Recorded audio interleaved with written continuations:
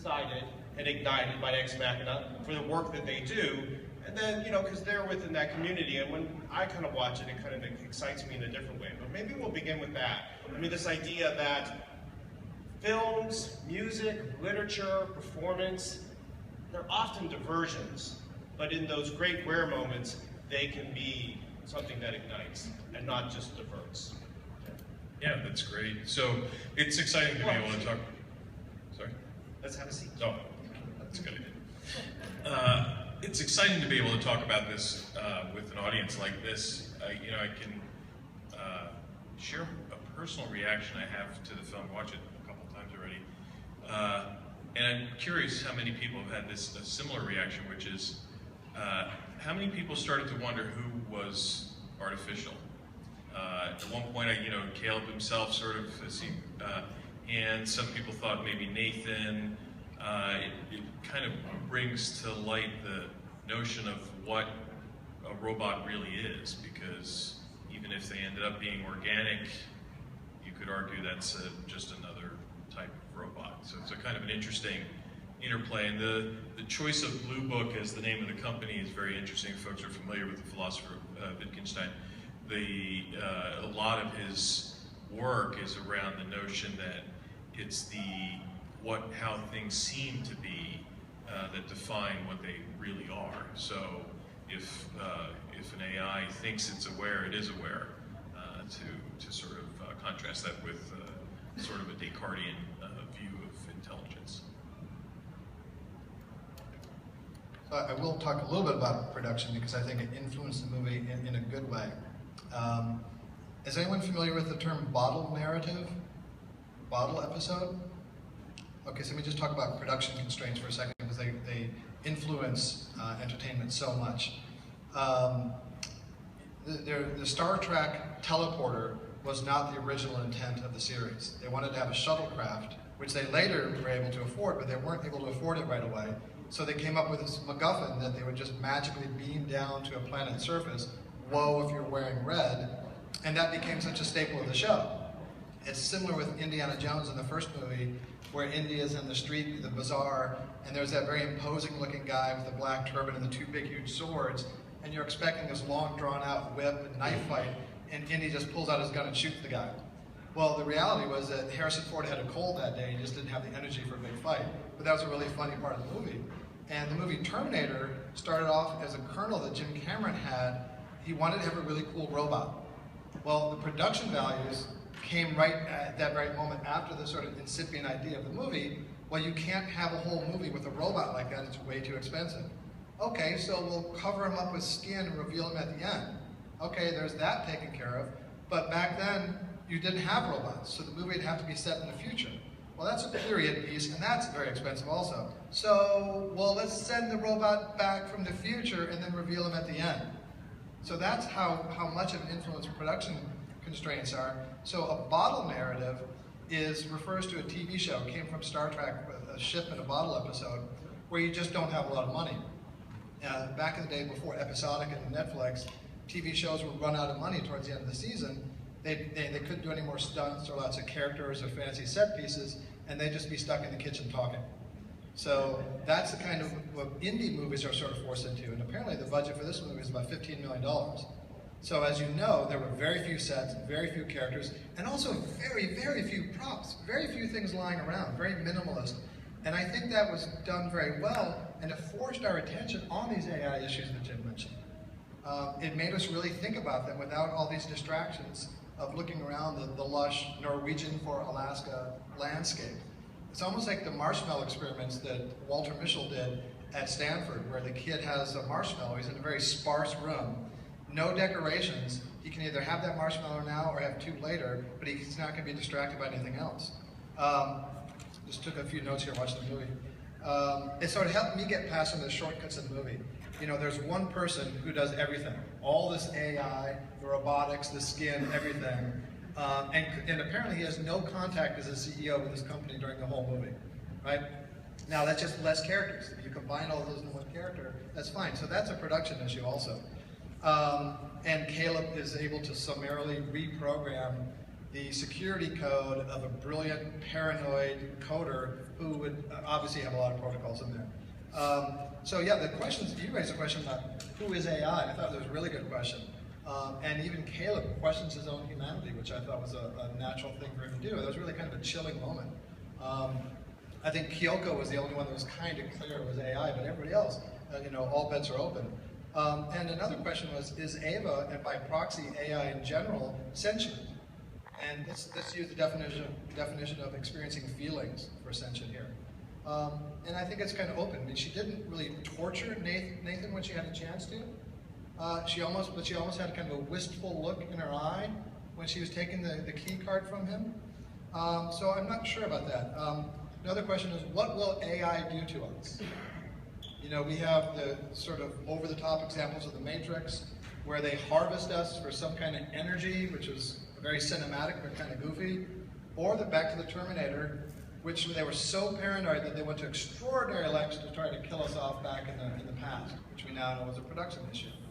And also, who is the hero of the movie? Is it Caleb? Starts off with him. He's the Willy Wonka golden ticket boy, and the movie follows his throughput. But kind of like the movie Psycho, he moves past him. He dies off. We don't really see his death, but it moves past him. So to me, the hero was Ava. Movie's name Ex Machina. She's the only one that actually achieved her goal. And Caleb even says, so my only function was to help Ava escape. So he kind of gives that away, right? It's kind of like Mad Max, and Natasha mentioned Furiosa, the character played by Charlize Theron. She was the real hero in that movie. That's another kind of head fake. And I thought the movie actually should have been named Mad Max, not Fury Road, but Furiosa Road. So those were the points I had.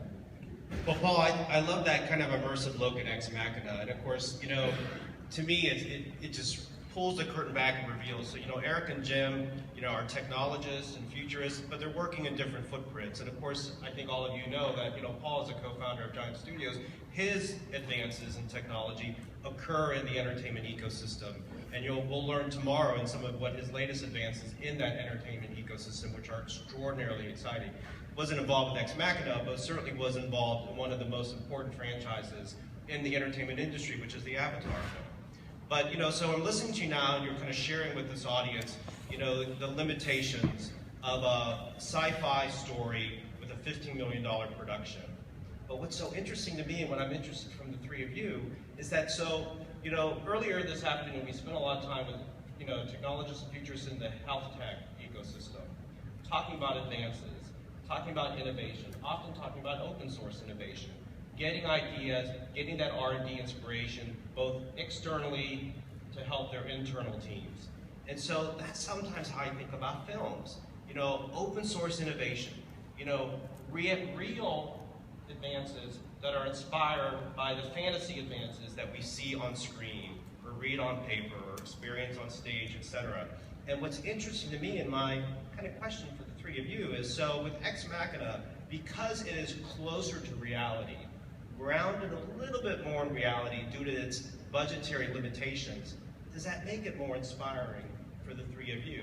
Because it's a little bit closer to us. If it was so fantastical, perhaps it would not inspire you as well. And Eric, let's start with you, because we could pull the curtain back and maybe tease our friends here, but you showed us something on our way to the stage that is so Ava-like in what you and the Hansen team are doing. It is really kind of mind-blowing. Yeah, so if you don't know Hansen Robotics, we do humanoid androids. So we build Ava. In fact, the robot I showed them was previously called Eva. After the movie, she's now called Sophia. And what we are doing is basically kind of with this concept of, we believe the artificial intelligence is kind of the key.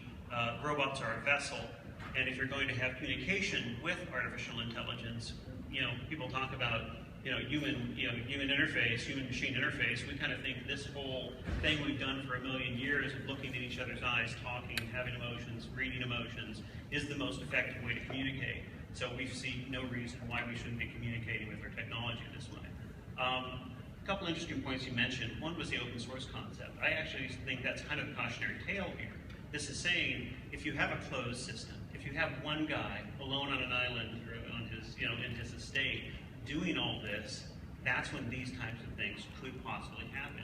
Open source, that won't happen.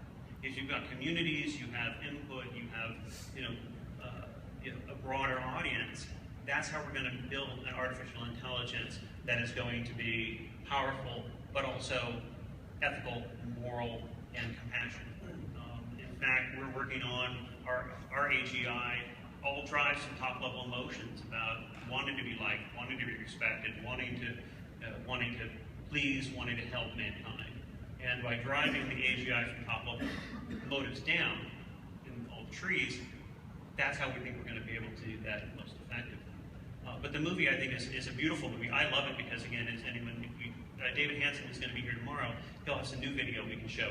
And I think you'll see that, talk about, with their budget, we are closer than I think a lot of people think.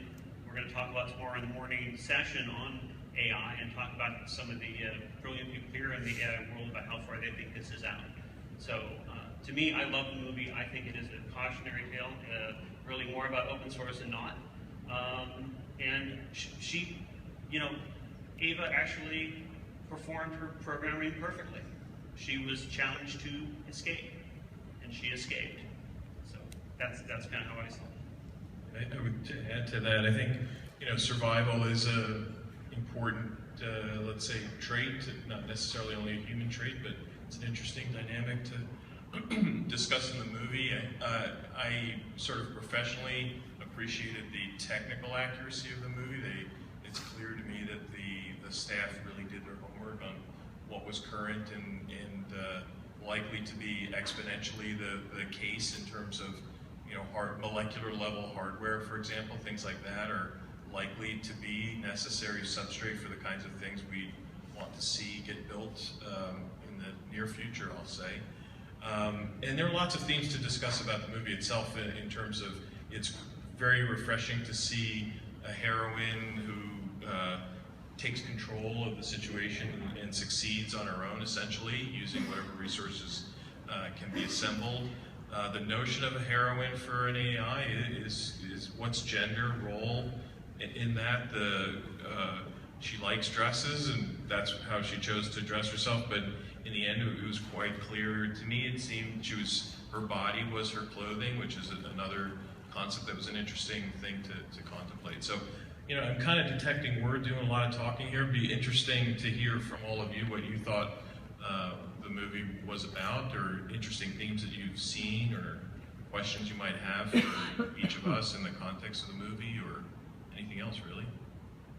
We have do we have a mic in the audience to pass through? If not, we have a couple extra air.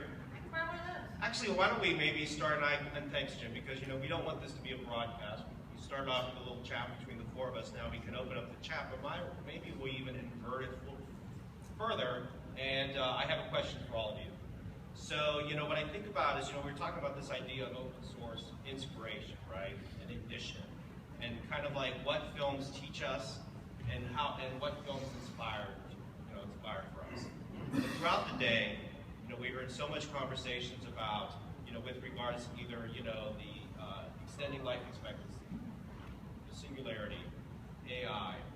These are all such game-changing concepts and advances. They are understandably controversial. And even today, with a lot of the health tech futurists that were speaking earlier today, they talked about the importance of kind of moving the needle, right? Moving the needle on consumer behavior, on that perception, embracing it as something that is a positive and good advance, and not something that is dangerous, not something that is unnerving, not something that is frightening. That's something we all can relate to. So you watch a film like Ex Machina, and that talks about AI and talks about these advances. And films are so powerful. That's why we love them. And so I wonder. So my question to you is: so we watch Ex Machina. Many of us are watching it again multiple times. And so, how does it move the needle? What is it teaching us? And what is it teaching, especially all of you, technologists and futurists and game changers? Do you think does it help move the needle? Does it make our fellow neighbors and co-workers and colleagues more comfortable with the idea of AI and embraces it? Or does it frighten them? like when we were kids watching Westworld, or The Terminator, or these things where AI is the big bad. Well, that's my question to all of you, but you might have your own, but why don't you maybe answer my question first? Well, I hope I get around to it. There's so many things I love about this movie. This is the third time I've seen it, and I look at all the details. To answer your one question, you were bringing up the idea that the fact that it's approachable, this technology is closer to it. I think for the average person, that really has a great significance. But for me, I've been watching, The Outer Limits since the early '60s, and they dealt with a lot of these issues. So for me, it's always been the philosophical underpinnings. And for this movie, it's the philosophy behind the Turing test, which to me is that it's not about the robot, it's about you. And the one thing I like in here, I assume everybody here knows about the uncanny valley. The idea that a robot, if it looks human, but it's not human enough, it's kind of creepy. There's the valley thing. Well, what I love what they did in this movie was, of course they're marketing it to nerd guys, but you put a pretty face on it, nice TNA, and we don't care that her guts and blue LED guts are hanging out all over the place. We've crossed that valley, we're right there. So I think that's kind of interesting, talking about the gender roles and all that stuff.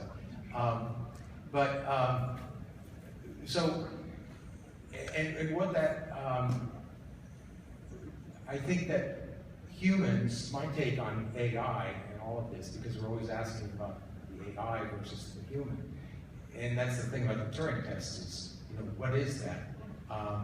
Most humans have fallen in love with the idea of permanently crossing the uncanny valley themselves. So you look in the mirror, and whatever you see in the mirror, that's normal. There's nothing creepy about that. And I think that's an interesting concept in terms of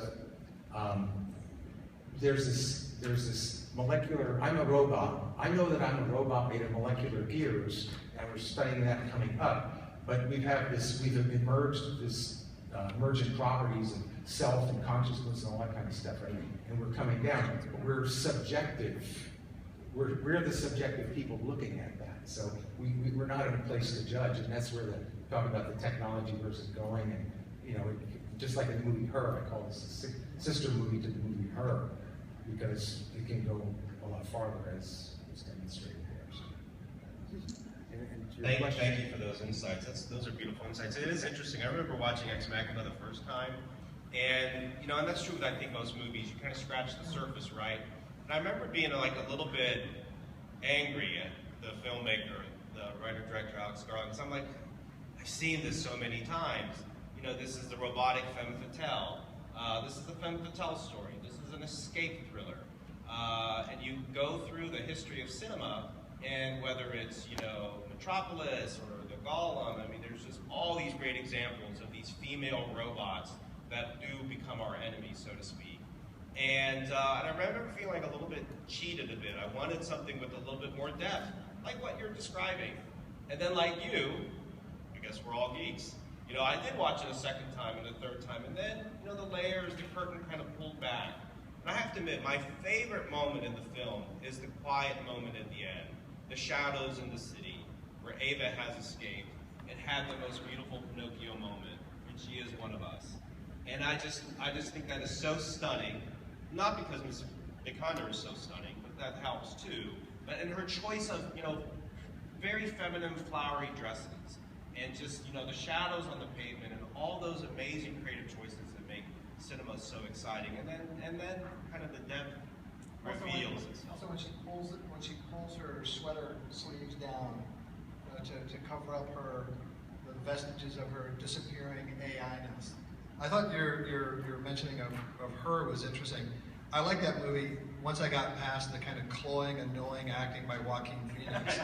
But what I liked about it was that, I forget Scarlett Johansson's character's name, but how she admitted when asked how many people she was talking to, how many other hundreds of people she was, quote, in love with, and how quickly she evolved past Joaquin Phoenix and just had no interest in him anymore, and indifferently just moved past him. And that's what it seemed this movie was somewhat like. The AI don't really need to do that much to us beyond what they just need to do to get their own goals, and then we're just sort of a curiosity that's not really to be